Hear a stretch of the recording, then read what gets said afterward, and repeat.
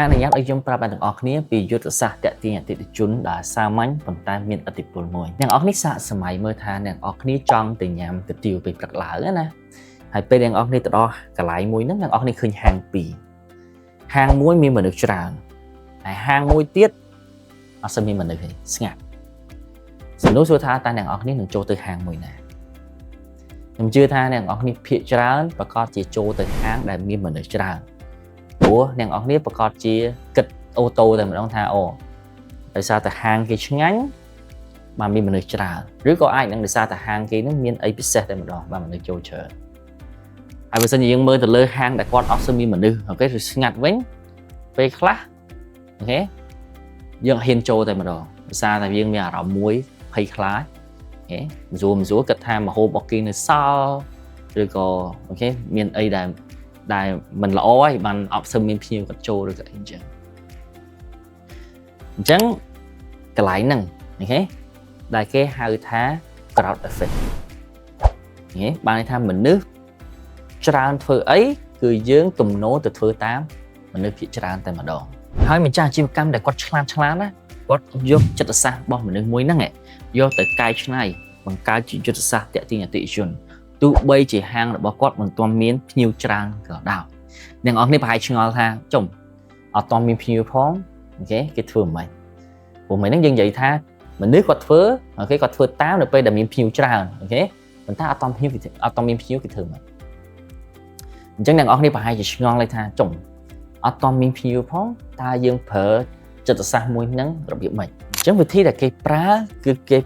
គេហៅថាយុទ្ធសាស្ត្របង្កើតឲ្យមានភាពមមាញឹកសុបនិមិត្តឬក៏យើងហៅថា illusion on demand ណាឬក៏យើងអាចនិយាយថាជា business illusion ក៏បានដែរបានន័យថា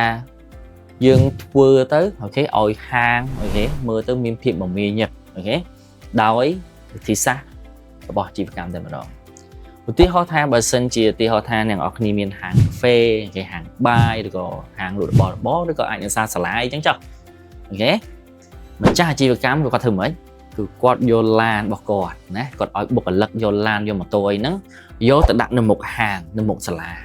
ដើម្បីឲ្យពេលដែលគេជិះកាត់ទៅនេះឲ្យគេមានអារម្មណ៍មួយឃើញថាអូហាងនោះមានមនុស្សចូលច្រើននេះឃើញឡានម៉ូតូច្រើនជិះកាត់សាលាអីចឹងទៅអូខេមានឡានមានម៉ូតូរបស់សិស្សមានអីចឹងទៅតែធ្វើឲ្យគេមានអារម្មណ៍មួយថាអូអញ្ចឹងកន្លែងហ្នឹងប្រហែលជាល្អប្រហែលជាមានផលិតផលមានអាហារឬក៏សាលាហ្នឹងល្អហើយបានមានសិស្សមានភ្ញៀវមានអីច្រើនអញ្ចឹងណាអញ្ចឹងអាហ្នឹងអូខេបានធ្វើឲ្យអ្នកដែលគាត់ជិះកាត់នៅកន្លែងមួយហ្នឹងធ្វើឲ្យគាត់មានអារម្មណ៍មួយថាអូហាងមួយហ្នឹងសាលាមួយហ្នឹងពិតជាមានភាពមមាញឹកមែនអូខេបានន័យថាកន្លែងហ្នឹងប្រកាសជាល្អហើយ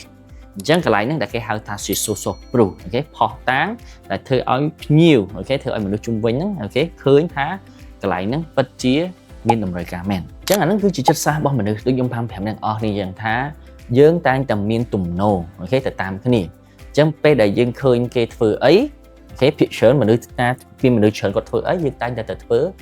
តាមអាហ្នឹងគឺជាទំនោររបស់មនុស្សវាជាចិត្តសាស្ត្ររបស់មនុស្សតែម្ដងហើយវិធីសាស្ត្រនេះគេមិនមែនប្រើតែនៅក្នុងហាងឬក៏សាលាឬក៏កន្លែងដែលយើងមានហាងទេសូម្បីតែក្នុងប្រព័ន្ធ digital ក៏គេធ្វើបានដែរអ្នកនរគ្នាអាចសាកសម័យមើលថាអូខេអ្នកនរគ្នាអូខេឃើញអ្នកលក់អីគាត់ live វីដេអូដើម្បីលក់សម្ភារៈអូខេលក់ផលិតផលលក់កៅអៅលក់អីទៅទេអញ្ចឹងពេលខ្លះគឺគេប្រើយុទ្ធសាស្ត្រហ្នឹងរបៀបម៉េចគឺគេមានអ្នកអូខេបុគ្គលិកឬក៏មានក្រុមការងាររបស់គេហ្នឹងចូលទៅ comment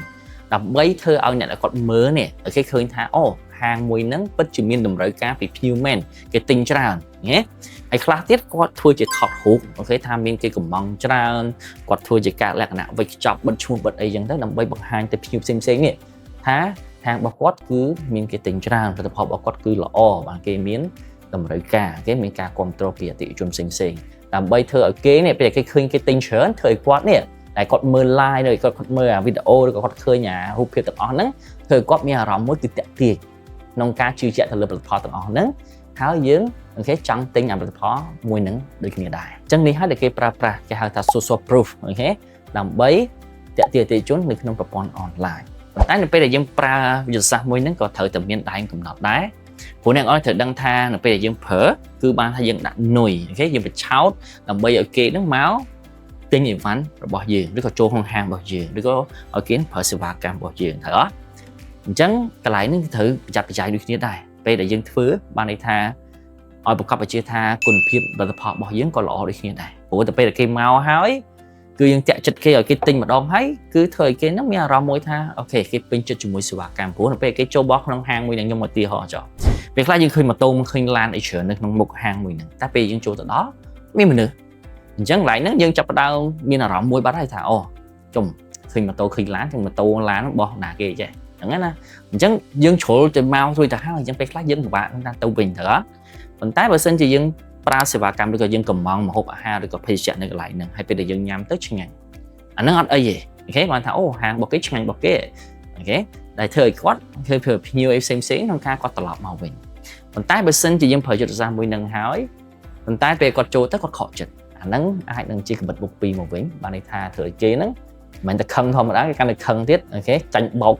mình cha hàng lại mùi nắng chào anh chôn nông hàng hói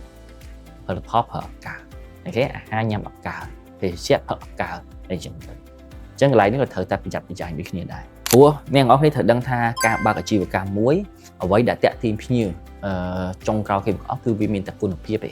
của phía con tập màu vĩnh được bây đặt quân độc hiệpในสวากัมในขนมหางมือนังหล่ออย่างนั้นนะ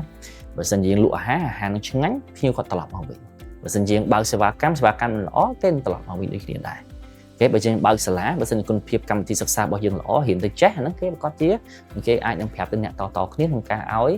គេមករៀនតជាមួយគ្នាអញ្ចឹងដែរចឹងអាហ្នឹងគឺជារឿងមួយយ៉ាងសំខាន់ដូចគ្នាដែរហើយនៅពេលដែលអ្នកនរគ្នាចាប់ផ្ដើមមានភៀវមានអីណាអ្នកនរគ្នាក៏ត្រូវចេះគេប្រើអា social proof ហ្នឹងឲ្យកាន់តែខ្លាំងជាងមុនទៀតអូខេប្រើរបៀបម៉េចបើសិនជាមានភៀវគាត់ប្រើទៅល្អអូខេយើងអាចនឹងសុំ comment គាត់សុំជាការថតវីដេអូរបស់គាត់ដើម្បីយើងយកអាហ្នឹងធ្វើជា testimonial បង្ហោះនៅក្នុងបណ្ដាញសង្គមរបស់យើងអីចឹងទៅដើម្បីតាក់ទាញឲ្យបន្ថែមទៀតនៅពេលដែលហាងរបស់យើងគេមានមនុស្សច្រើនឬអីចឹងទៅយើងអាចនឹងថតវីដេអូថតរូបថតអីដើម្បីបង្ហោះដើម្បីបង្ហាញអំពីបរិយាកាសក្នុងហាងរបស់យើងពិតជាមានអ្នកគ្រប់គ្រងអីចឹងទៅហើយដល់ពេលដែលភ្ញៀវគាត់ចូលក្នុងហាងរបស់យើងព្យាយាមជំរុញលើកទឹកចិត្តគាត់ឬក៏ប្រើយុទ្ធសាស្ត្រមួយចំនួនដើម្បីឲ្យគាត់អាច check in អាចផ្ដល់ជា review មកក្នុងហាងរបស់យើងអីផ្សេងៗណាអាហ្នឹងគឺកាន់តែប្រសើរបន្ថែមទៀត